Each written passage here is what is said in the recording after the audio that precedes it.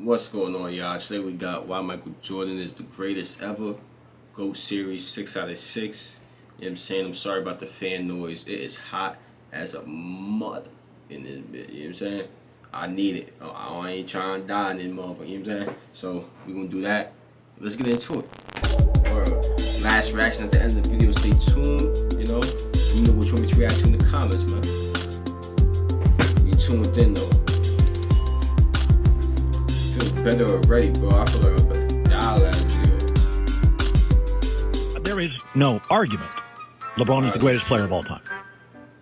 Analytically, and that matters to the smart people in the league, there is no argument. He's a much better player than MJ. And impact, wins and losses, enters teams, leaves teams. Saying there's no argument. It's not. It's not close. Like, that's statistically. Bro, what are you talking Politically. He is the greatest player of all time.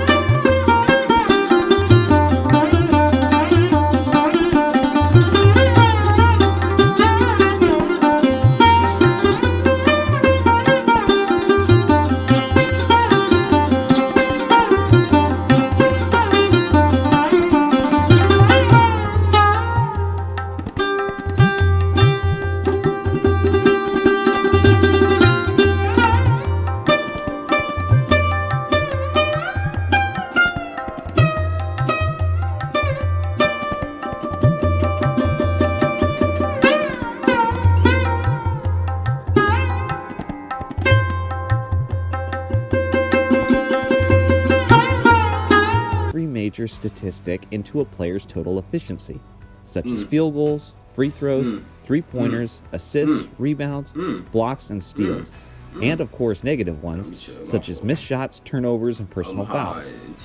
John Hollinger is one of the most respected minds in all of basketball analytics, and he created the stat that is intended to grade a player's overall efficiency. 63 on them Bulls. It's not by any means a perfect stat, but it is a highly respected one, and is arguably the most referred to advanced stat in all of basketball.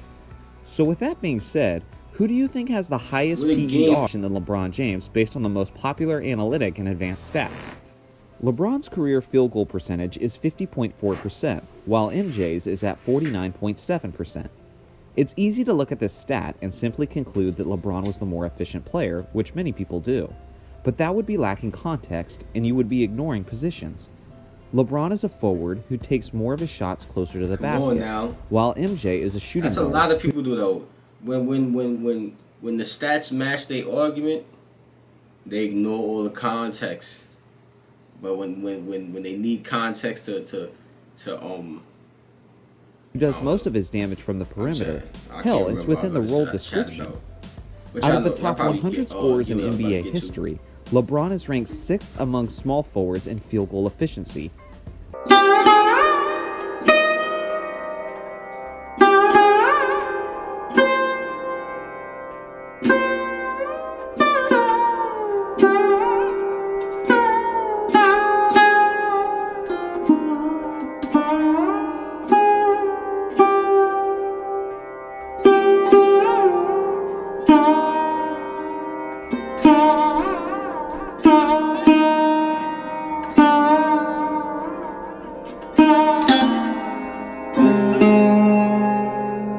Your efficiency will naturally decrease, with more shot attempts means more difficult shots and less selective and easy opportunities.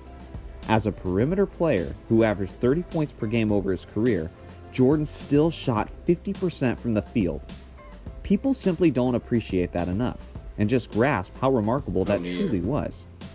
Perimeter players, or in other words guards, don't average 30 points on 50% shooting like Jordan did.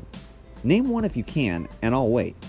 Some people argue in favor of LeBron as the greatest because of the concept that he's a better all-around player, which essentially stems from the fact that LeBron usually averaged more assists and more rebounds than Jordan did. It's a tricky comparison because not only is the game extremely different than it used to be, but many stats are inflated by players who operate as the orchestrator and main ball handler of the team's offense.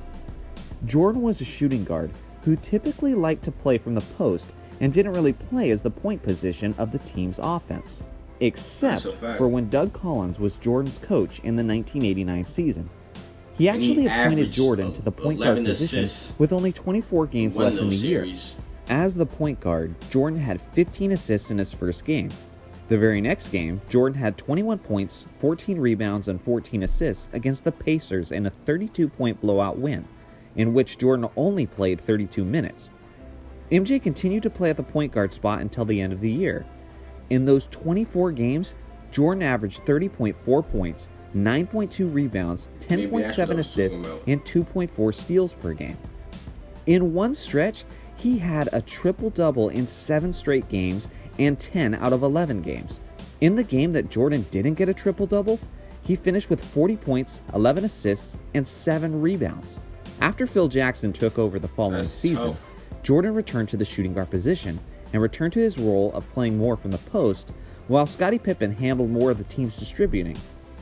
In that short stint, we saw what Jordan was capable of statistically as the focal point and orchestrator of the team's offense.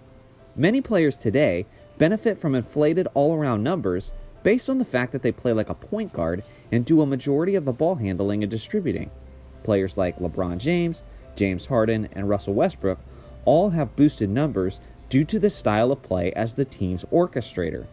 When Jordan was given that role, simply put, he put up numbers that were worthy of being the greatest all-around player in NBA history.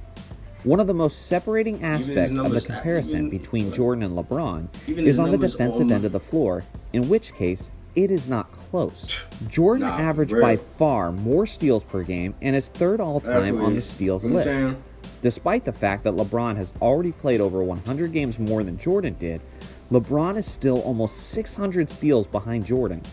Despite the fancy chase down blocks throughout LeBron's career, Jordan actually averaged more blocks per game, despite the fact that he's a guard who's 3 inches shorter than LeBron and around 50 pounds lighter. In fact, Jordan is arguably the greatest shot blocking guard in NBA history. Jordan is also simply a better on-ball defender than James.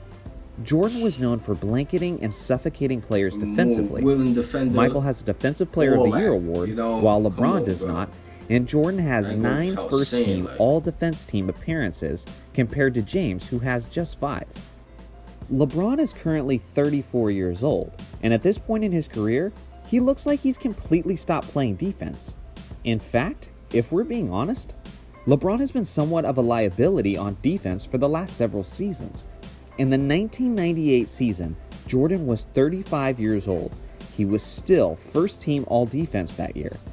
As a 35-year-old in Jordan's final season with the Bulls, he was the best defender in the league at his position. He was the NBA's leading scorer. He was first-team All-NBA and All-Defense. He was the league MVP. He led the Bulls to win the NBA championship, and he was the Finals MVP. No one in the history of the NBA has ever been close to as good as Jordan was as an all-around player at that age. In fact, just about at any age, Jordan was just on another level entirely. If you don't know just how impressive Jordan was as an old man, check out my video on Jordan's years with the Wizards. I'll have a link to that one at the end of this video. MJ was insane the instant he entered the league as well. I want to show you something crazy that maybe you haven't noticed before. This is the stats of Kobe Bryant's lone MVP season in 2008. This was Michael Jordan's stats in his rookie season in 1985.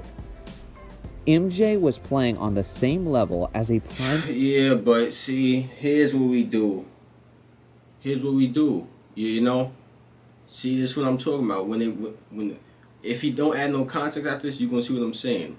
You can't just compare stats like this without adding any context, without adding the relative numbers to the how many points of his team average is that? You know, things like that, bro. You can't just compare the numbers blindly across like that, bro. You know, but it's gonna work for his narrative and his argument though. That's one of the things I don't like. You know what I'm saying? Bryant, the instant he entered the NBA. Just ponder that for a second. And imagine if a rookie in today's game was...